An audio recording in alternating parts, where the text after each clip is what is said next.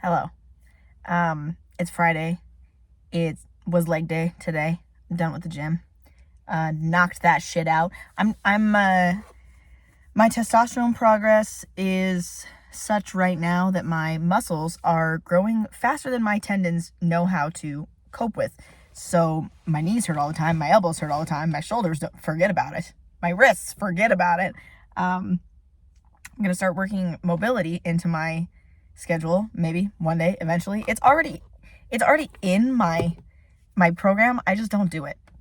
So I'm really gonna have to start working on that.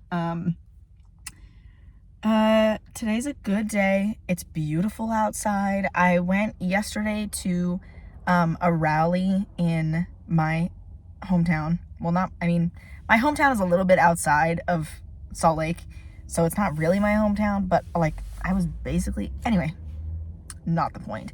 I went to a rally in Salt Lake at the Capitol building because if you don't know, there was a bill that was recently propositioned and I'm pretty sure pushed all the way through. It's called HB 257, and it basically redefines male and female in a way that specifically excludes transgender people.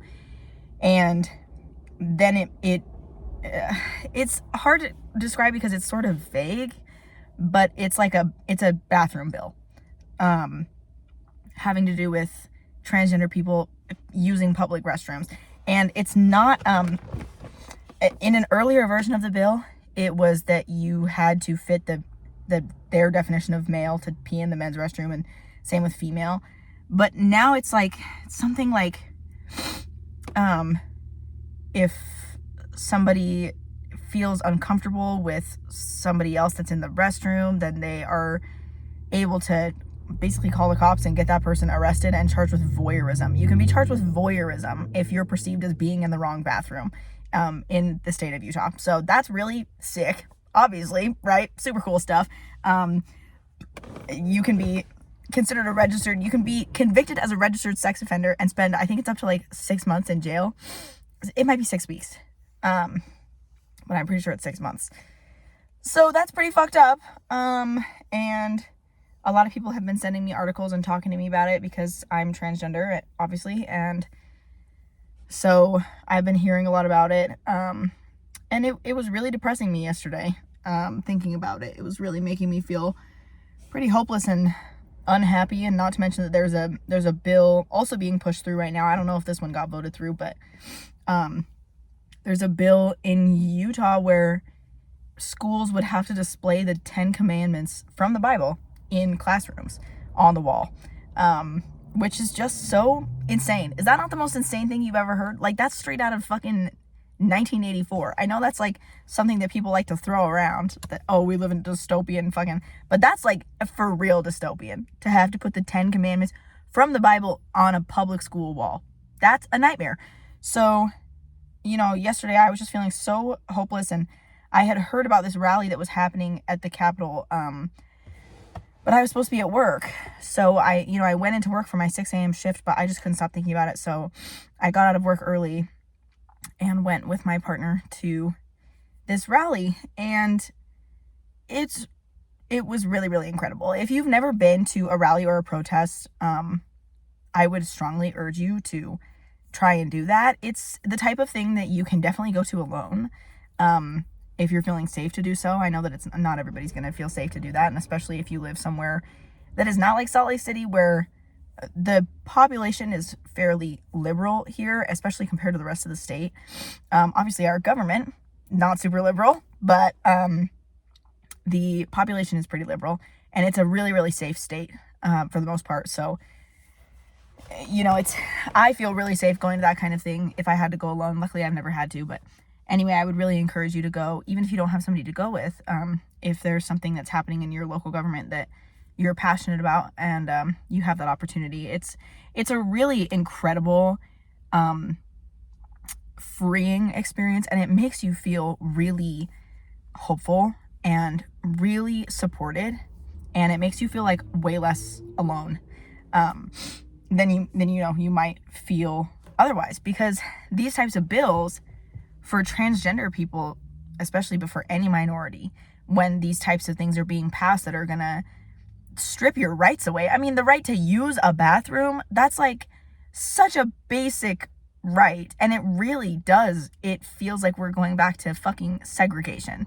Like, it's so ass backwards. And I don't like to compare the struggles with race and the struggles with, you know, being LGBT, even though there's obviously a lot of intersection, but my struggles are not going to be the same as a Black, trans, or queer person's struggles. But it is just so backwards. Anyway, you know, it can feel really scary. I don't remember what my train of thought was. These types of bills can just feel really overwhelmingly horrifying and can make you feel so lost and hopeless. So going to a rally like this where you can see how many people show up, I mean, so many people showed up. Probably over 100 people, I would say, if I had to guess. And there were these incredible trans people of color speakers. A lot of them were people of color, not all of them. Lots of queer intersectional people who stepped up to talk and who, you know, wrote a short speech to encourage everybody to, you know, vote these people out of office and to stand up for their rights and to, you know, to get angry and to get out there and do something about it. It was really super, super inspiring, and made me feel a lot less hopeless about these bills that are passing. I did get the opportunity because they opened up the microphone, just for anybody, any trans person that wanted to go up there and say something in front of everybody. And I love to talk in front of people. I love public speaking. I enjoy it very much. And this was something I'm really passionate about. So with some encouragement from my partner, I went up there and I just talked for 2 minutes. I really didn't talk for very long at all. But I just thought it was important that somebody get up there and say, like, basically what I said was, hey, I know this is really scary and I know you're really angry and, like, all of those things make sense and all of those things are valid, but, like, try to keep hope, because as soon as you lose hope, you're going to lose motivation to keep fighting. If you feel like there's no hope for you, why are you going to keep fighting? You know, like, you're just going to give up if there's no hope. So I was like, try to remain hopeful and open-minded and optimistic and, like, you know, everything's going to be okay for us. And I really do believe that. And it was really empowering to not only watch all of these incredible Black and brown and queer and all three, and, you know, types of people go up there and speak their truth and encourage everybody. And, like, it was just really, really great. And then to be able to say my own 2 minutes and to talk directly to the trans community in Salt Lake, which is just so, like, those are, seriously, that's my brothers and sisters. Like, those are my siblings. And it just filled me with so much love to be able to get in front of them and to say something that can hopefully, like, stick with them, you know? My partner so graciously filmed my little 2 minutes up there, which was really sweet of them. They got a really nice clear view of it, so I was able to post it for my friends that were not able to make it to the rally. Most of my friends were at work, or, you know, otherwise occupied, but it was nice to be able to post it so that, you know, my friends could see it. And I got a lot of encouragement and support. One of my friends, Carson, who moved, he still works for the same place that I work for, but he moved stores, commented and said, Salt Lake is lucky to have you. And I thought that was literally so sweet. Like, that just made my heart feel so full. Excuse me. But so I posted it for my friends to see, but such is the way of the internet that not only my friends saw it, which is fine. I mean, it's a public platform. It's a public forum. So people that I don't intend to see it are going to see it. And I was sort of shocked by the comments that I got that were opposed to the things that I was saying, or opposed to just me being transgender. I didn't get, like, a ton. It wasn't like this influx, but I think there were at least, like, 6 different people that commented something hateful. And there was somebody who said, oh, trans women are men. And, like, he left, like, 3 just nasty, horrible comments. And somebody said, have fun in hell. Just, like, nasty stuff. And the comments that I was most shocked by were, one person said, oh, well, children are too young to be making a decision like that. And there was another person that said something really specific about transgender rights. Like that I needed help. Like, I hope you get help. And I just really was blown away by that, because in that video, all that I said was that I was a trans person and that I wanted other trans people to love themselves and to have hope for their future. Like, I didn't say anything about kids transitioning. I didn't say anything about even the bathroom laws specifically, or any other sorts of laws, like, you know, any of the other controversial points when it comes to being transgender. All I said was, keep hope in your heart and keep love in your heart and love yourself and look forward to the future, and that I was looking forward to our future as transgender people. And people felt the need to say something hateful about that. That is so, I mean, it's disheartening, to say the least, that just existing as a transgender person, saying something that is so non-controversial, something that is so, like, just like, I don't know, so positive and couldn't be interpreted any way other than positive. I didn't say anything bad about cis people. I didn't even say anything bad about the government. I could have. I should have, honestly. And a lot of people did, and, you know, rightly so. But I didn't say anything bad about anybody. All I said was, you know, to love yourself and to have hope for your future. So it just goes to show, like, just how hated transgender people are. And it's really, really painful. It really, really hurts my heart to know that people hate me without even knowing anything about me other than the fact that I'm trans. They don't know anything about me. They don't know where I'm at in my transition journey even. So they don't even know about that. All they know is that I identify as something different than I was assigned at birth. And those people hate me and think I'm going to hell and think that I should die. And that really, really sucks. But that was exactly what I was talking about in my little speech. Was I was saying, you know, people are gonna feel that way about you, and it sucks and it's painful, but you have to carry on anyway. And you have to have hope that one day the voices of transgender people and allies will overpower the voices of bigots and haters. 'Cause fuck the haters. Hey haters, there's one for you, there's one for you. Boom. Idiot. Like, what are you even doing with your life? Get a job or something. Why are you commenting on my posts? So I limited the comments on my post for now, which is not really something that I like doing, but I just don't like, you know, I just already feel so sad about the laws that are changing that I just don't need more hate in my life right now. I'm going to take off my hoodie. I'm so hot. It's fucking, what is it, like January 25th? And it's like 60 degrees here. I'm like sweating so bad. I also can't roll my window down or turn my air on because I want you to be able to hear me. Oh, look at those guns, by the way. Hello. Oh, okay. Hang on just a moment for the bicep. Oh, look at that. Sorry, I didn't mean to flex on you. But yeah, anyway, I love being transgender. It has, you know, parts of it are really hard. A lot of it is really hard. And it can be really painful, especially when you are faced with just so much bigotry and so much blind hate. But at the end of the day, it's a part of me. And something that I said once was that I love being transgender because it means I have something in common with a lot of really beautiful, incredible people. There are a lot of really beautiful, incredible people who are trans in Salt Lake and in the world, throughout the state of Utah, throughout the country, everywhere. There's so many incredible, kind, patient, understanding, educated people who are transgender. So educated. There were actually 2 different professors and a former teacher who, you know, came forward to talk. 2 of them were scheduled and one of them was at the open mic at the end.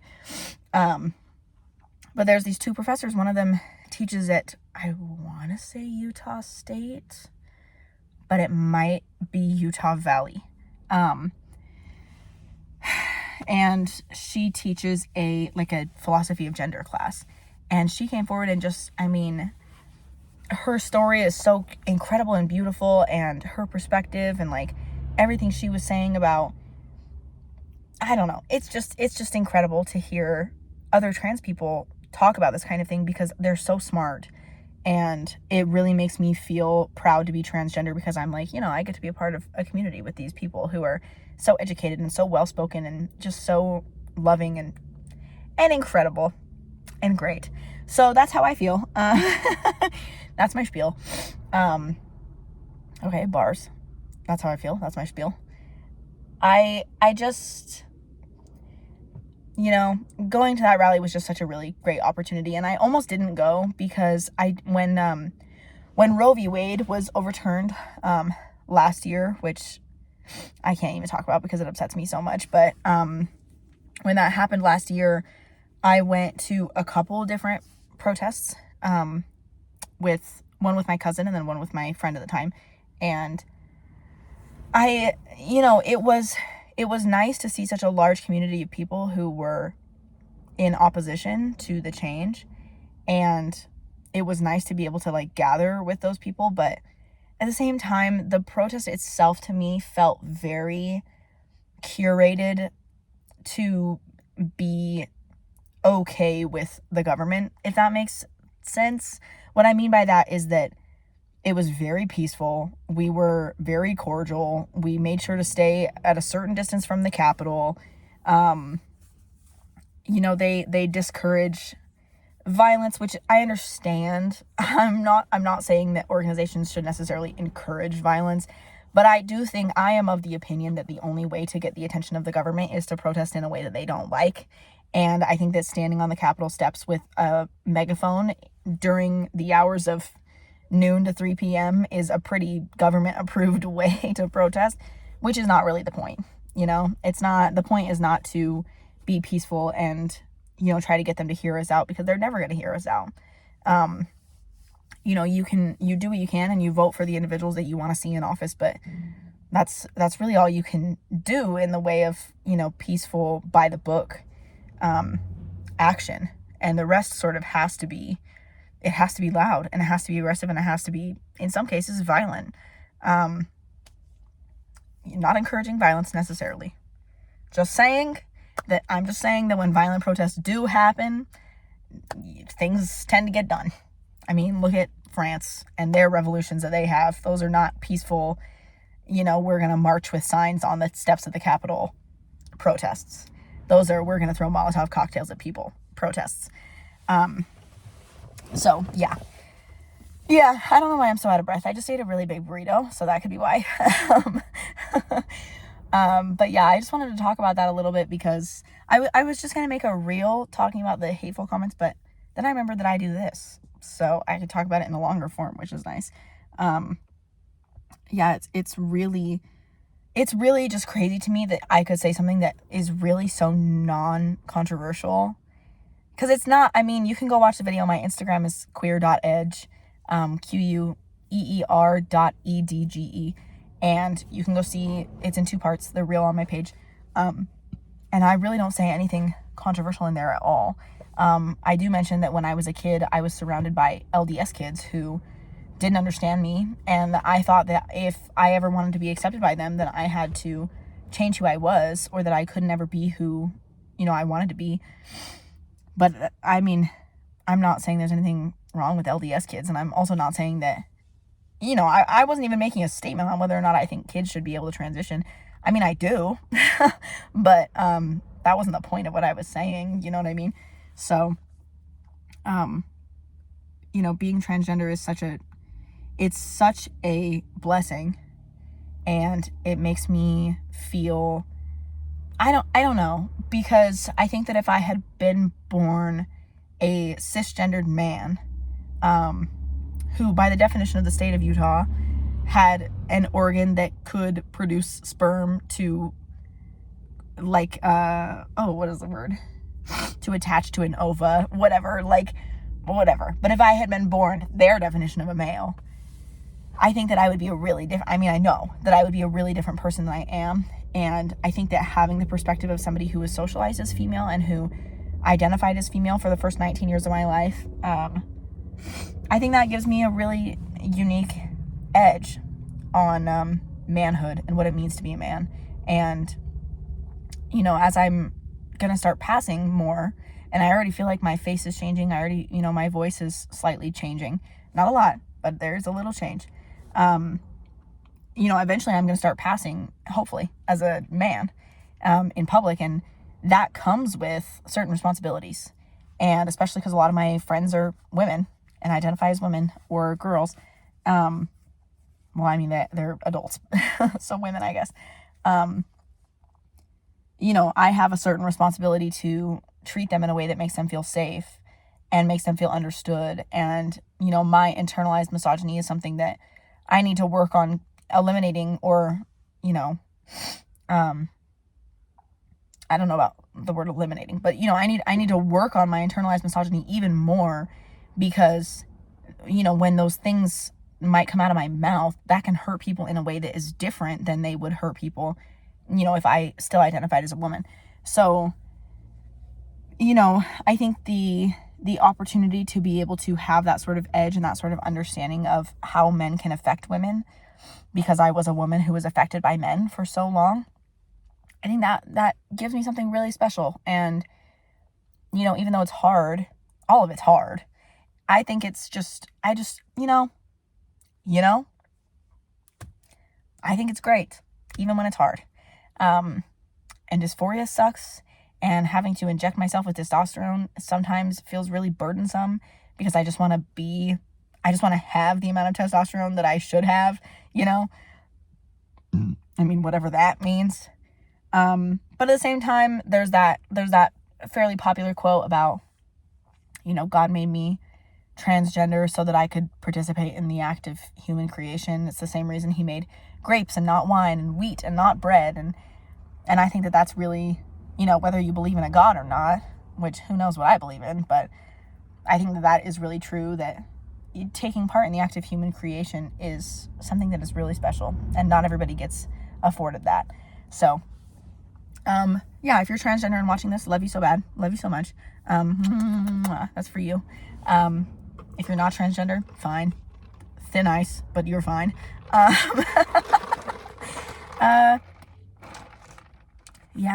It's a really beautiful day.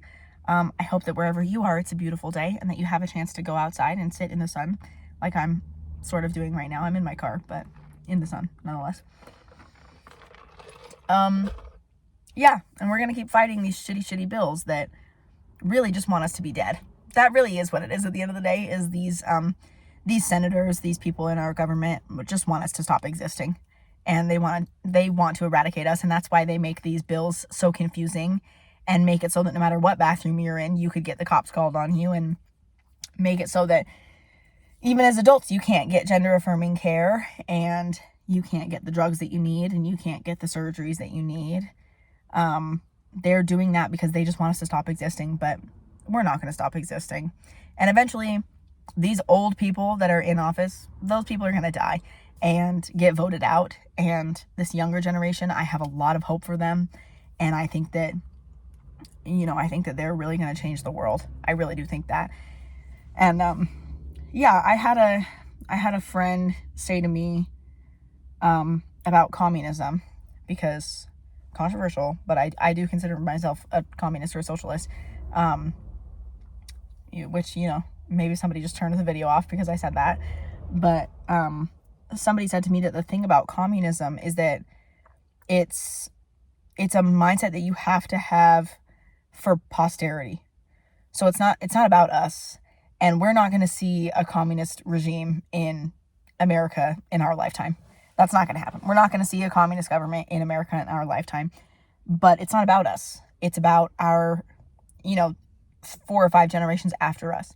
And we're laying down the bricks so that they can eventually see a world where people don't go hungry, and people aren't homeless, and housing is free, food is free, clothes are free, the things that you need to live are free, and community is the most important thing, instead of protecting the property of the government and the best interest of the government. And, police don't exist the way that they exist now, and their, working conditions are fair, and like that's a world that I do believe will exist one day, even though it doesn't exist right now. But I don't do it so that it'll exist right now. I do it so that one day in the future, the planet will not be dying, and there will be hope for, for the, I kind of lost what I was saying, but you know what I'm saying. Yeah, I'm going to go now. Leg day was a success, by the way. Chill workout, nothing too crazy. I did mention my muscles are growing too fast for my tendons.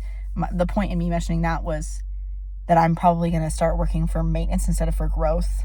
I might push it some days, but I think like a good thing for me right now would be to not push it too much as my body is changing and my, testosterone is making it so my muscles grow faster. Because the last thing I want is to fucking snap a tendon, you know what I mean? Or for my knee to get out. The whole point of me working out is so that I can have mobility in my older age. And if I blow out my knees, that's probably not going to do it. So, yeah, I'm going to go. Thanks for listening. Like I said earlier, my Instagram is queer.edge. Go give me a follow. My comments will be turned back on eventually. But just for right now, I'm leaving them off because I really don't need strangers saying nasty things to me about being trans, even though I know that they're just stupid, silly people, and I just delete the comments. I don't engage with them. I just delete them and block those people. I know that they want to fight me, so I just don't fight them. But yeah, go check it out. Go check out my other vlogs if you want to. And I will see you the next time I see you. Okay, bye-bye.